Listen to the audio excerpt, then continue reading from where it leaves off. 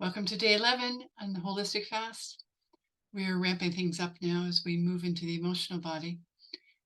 So I'm calling this Emotional Body Transmutation 101. There's so much to learn about it. And so today, just remember that this is just but a peek. I took this picture this morning. This is my view. So that is the first little tiny bit of sun we've had in, I don't know, several weeks. So the first principle to remember when we are allowing the emotions to surface from the unconscious, from the subconscious, whatever we want to term it as, the emotions that we have suppressed and that we are not aware of. When we consciously say to ourselves, it's time, I'm going to take that move into self-mastery, that commitment to ourselves to release what we have held. We know that there's things being held. We know that, but often we postpone it. So if we take that commitment to ourselves and to the emotional body, and the physicality that we've been looking at for the last several days, is in preparation for higher transmutation and higher change. Higher transmutation in this is called, we use this as permanent change. That's a word we use as to describe permanent change of consciousness. So as we allow emotion to surface and we make time for it, when I first started into body electronics, well, I started on my own in 1999 when I became nutritionally saturated with the full program minerals, lots of liquid minerals, lots of enzymes. And I read John's 3 books. It was prior to Douglas Morrison writing How We Heal, or at least he was in the midst of writing it, but it wasn't published yet. So I became very willing. I realized that the willingness to move what is unconscious into the conscious is the first step in the transmutation process. So I became very aware of that, and as a result, emotion really started to come forth. And that was, I was doing it on my own right up until 2001, when actually early 2002, January of 2002, when I first, Doug Morrison invited me to Michigan to a point holding intensive it was just a group of people who were all veterans of body electronics from Maui. And so I went there, and that was my first experience of doing it with others, and and having my points held and holding points. So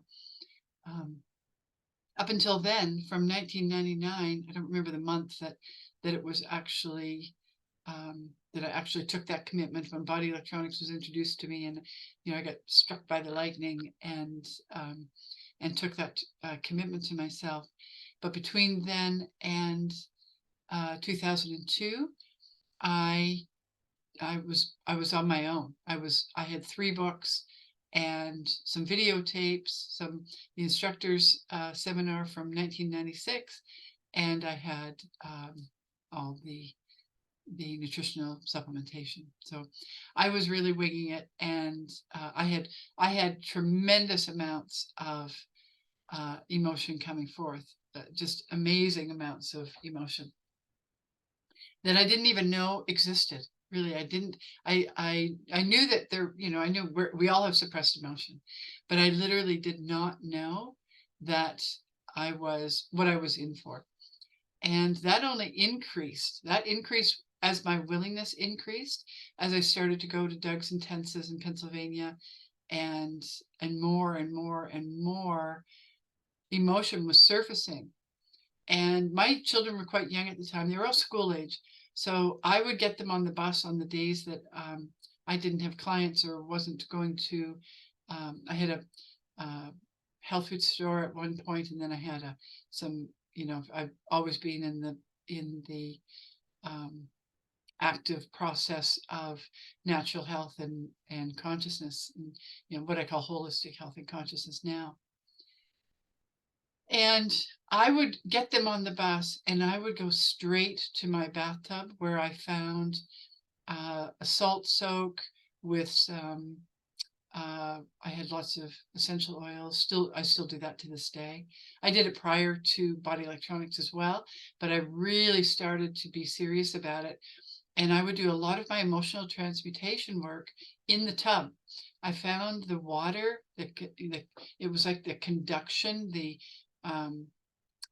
energy, the water really helped me to release, and it was very supportive. I really found that that was my refuge. So I would go there every day, and bathe, long baths, and allow the emotions to surface. So one of the first principles is feel what you feel with love. Or I put, in all of my writings, I put the three powers. So, we can simplify it into love, but it's also forgiveness and gratitude. So we work away with the energies that come forth, the emotional energies. We work away at those with that principle. So feel what you feel. So that is exactly what we feel. The true, authentic feeling. If we feel anything, from unconsciousness to enthusiasm. So let's go through it for the people who haven't looked at my work. So unconsciousness is the base of the emotional body in body electronics. That holds everything in a state of unawareness, and it's not good or bad. It's actually a necessity. It's a necessary part of human life. So that holds it until that time when we're ready to release, whatever it is, and then it actually just perfectly comes forward to be released. And from unconsciousness, it comes into apathy. Well, I'll go with the. Let's look at the. I don't know what this is. It's part of that. When you put a picture in the background, you get this thing going on here. So try to ignore that. So unconsciousness is in direct relation and resonance with the organs of sexuality. So it's the gonads, so testes in the male, ovaries in the female, and that's where unconsciousness lies. So it's sex and reproduction is its energy. From there, it moves up into apathy, which is in resonance with the spleen. From apathy, we move into grief. That's in connection with the pancreas and adrenals. And from the grief, we move into fear. Fear is the heart and the thymus. And from there, we move into anger, thyroid, parathyroid. Then we move from there to pain, pituitary. And then we go to the top, which is the pineal, which is in the, core, but down into the brain. And that's our main endocrine system that we recognize. And pineal is enthusiasm. So we find out very readily that at the top of, so let's look at that. We call that the scale of emotion. At the top of each of those 7 is enthusiasm. Enthusiasm allows us, if we can get to that place where we can feel what we feel. So let's say we're really feeling apathetic and we don't even want to get out of bed. We're extremely depressed. There's nothing going on. I can't. Those are the word patterns that go with apathy. And we find some enthusiasm around that. We find a little bit of love, that we can love that feeling of of of all of those things that apathy has to offer. So we work with that. And then if we go through, we'll find ourselves in, an apathetic grief and apathetic fear and apathetic anger, which, in apathy, things are very dull. We don't have a lot of awareness around those energies. We'll be, maybe slightly irritated, or but they'll be fairly dull, those emotions, or those emotions within apathy. So then we get, so let me, before I confuse you, so there's 7 main centers, and then there's those 7 centers nested within each center. So there's all 7 in each center, making 49. And that is the scale of emotions as we look at it in the process of body electronics. It's a roadmap. It's the evolutionary process as we're moving energy, moving our consciousness up through the pathways, the endocrine system. We discover and uncover more and more as we move, because the more we transmute, the higher we're going to go on the scale of emotion. It's just this natural process. And I've been up and down and up and down many, many, many times. I have, gone back, allowing more to come from the unconsciousness, and then, moving, and just working away. This has been the core of my work for, 20, I guess we're up to 25 years now. And I've been an instructor for 20 of those years. So, yeah, I don't want to confuse you, because this is such an in-depth topic, but you just have to know that it is 7 times 7. That's basically all you need to know. And that as we're moving, things become, we become more aware.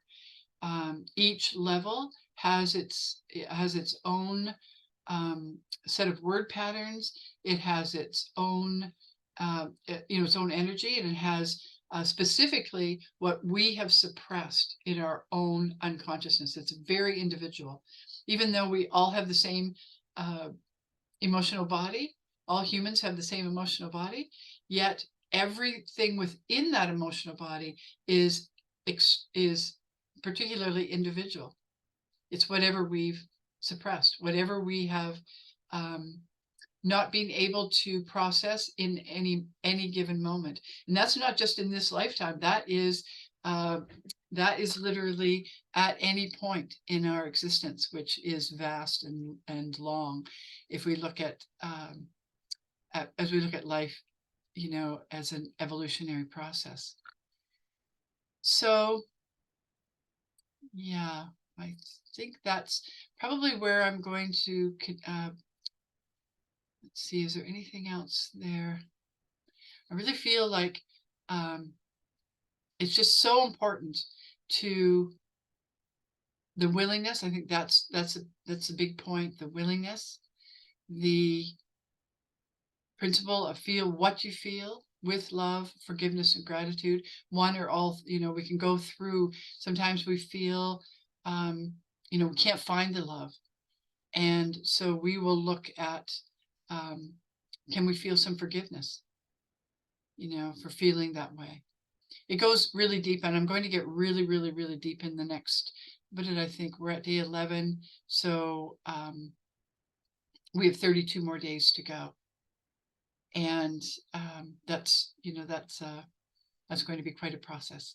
So we'll go into the mental body and going deeper into where we're transmuting memory, and we're bringing the triad together with the memory, the words, patterns, and the emotion. But for now, to just understand the emotional body, to just have some basic understanding, is really important to the rest of the process. So just by practicing that, if something comes up, somebody triggers you, or you're just having a bath, and something comes up, feel how much you can love how that feels. Let's say it's it's one of the higher emotions. It's maybe anger or pain. Like emotional pain is extremely intense. So let's look and see how much we can love how that pain feels. And it's really interesting what happens when we can truly love that self, that pain that we have self-created and suppressed. When it's brought into the awareness and we have enough willingness to feel it and love how it feels, that creates mini transmutations. Every single time you do that, it creates a mini transmutation. And that energy is literally released from your consciousness, which then is released from the cellular memory within your body. And people just get more aware and more well.